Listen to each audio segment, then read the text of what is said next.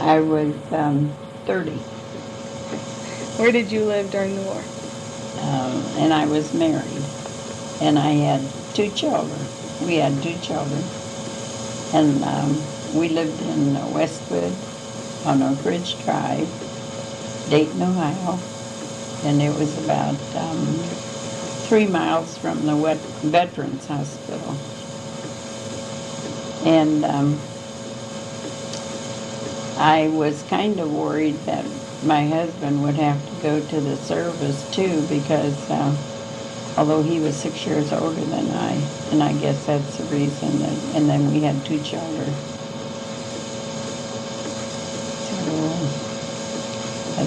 So, What was your job? I was a housewife and stayed home and took care of my children. My husband was a printer, and the printing business was very good during the war because people would advertise. His business was very slow, and they had to have a lot of printing done during the war, so he never was out of a job, and he even worked overtime a lot to get all the work done. How did you and your family help the war effort? We made sacrifices.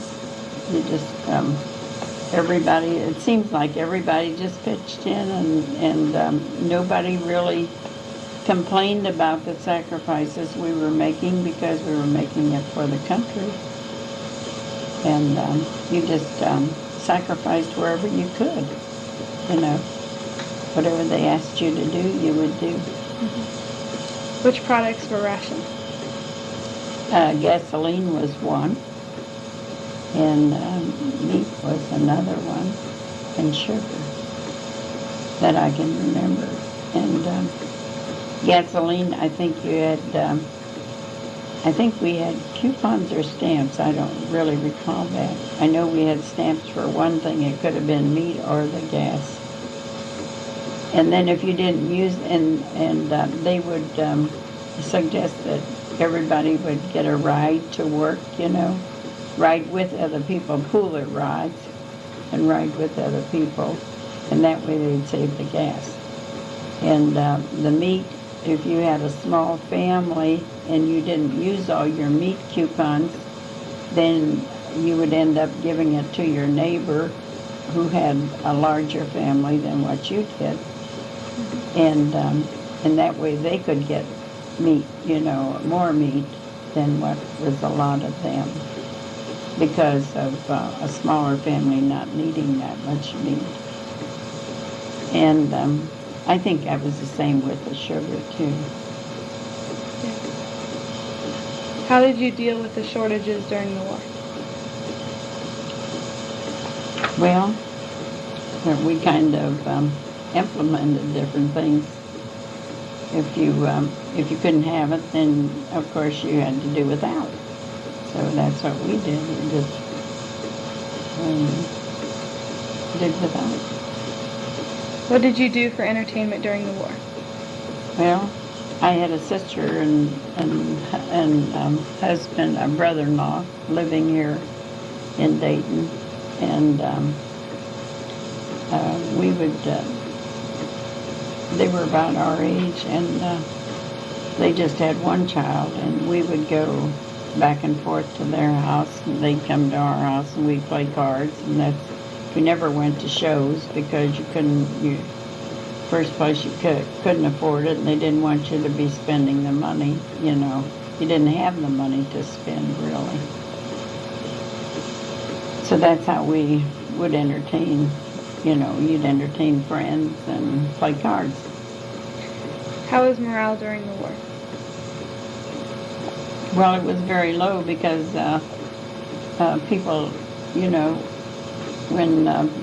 when the boys would have to leave for the service, it wasn't a happy time. So the morale was kind of low, not knowing what was going to happen, if they were going to win or what, or how long it would go on. I think that was the biggest worry, is when will this end, Mm-hmm. Were you ever afraid during the war? No, can't say that. I can't say that I was ever afraid of them bombing over here. No, I don't think so, because we were more centrally located. I mean, we were not near where the fighting was. Mm-hmm. The only thing you'd be afraid of was that if you had a dear friend or husband or something that would be in the service, that they'd be killed, that would be the fear. Mm-hmm. What did you think of FDR at the time? I thought he was a wonderful president, and he served 3 terms, 4 years each, and he was the first president I voted for. I was 22, and he was running for president, and he started the WPA, which helped people get work. He put them to work, and paid them. They did road work and things like that. And then I also think in his late term, he started the Medicare program, which is still in effect, and it's great for older people or anybody who can't afford to get along without it. It also helps if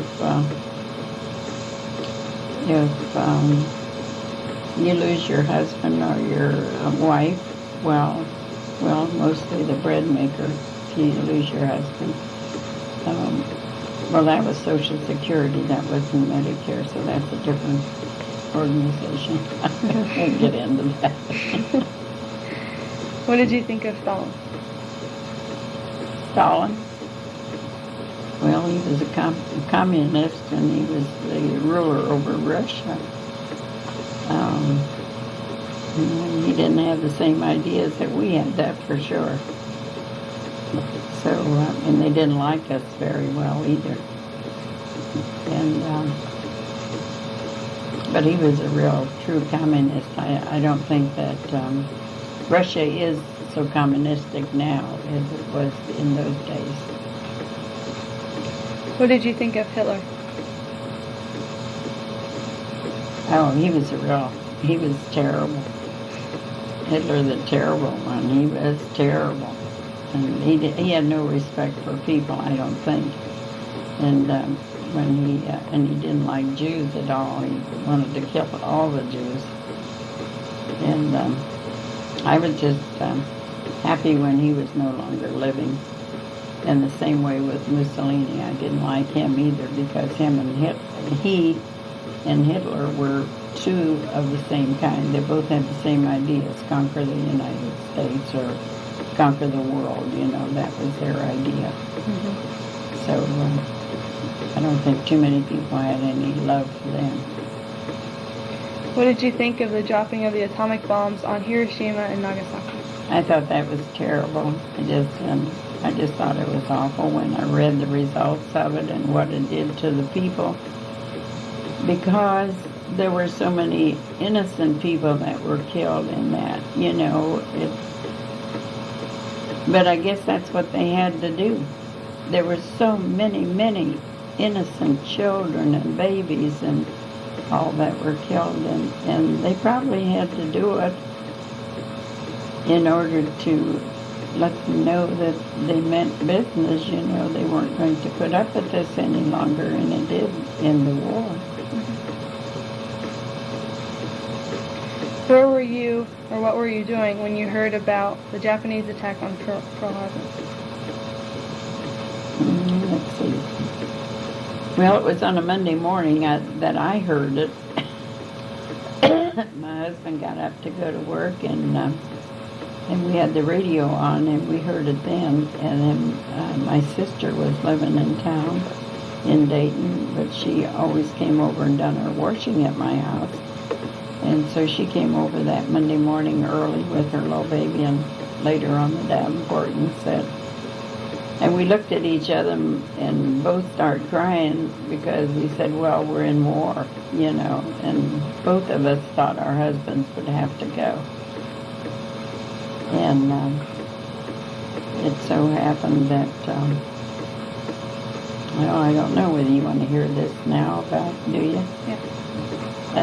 And the war went on, but they escaped it for a while, and then my sister had her second baby, and when he was born, on his on the day that he was supposed to be baptized, 2 days before, her husband got a notice that he had to go for.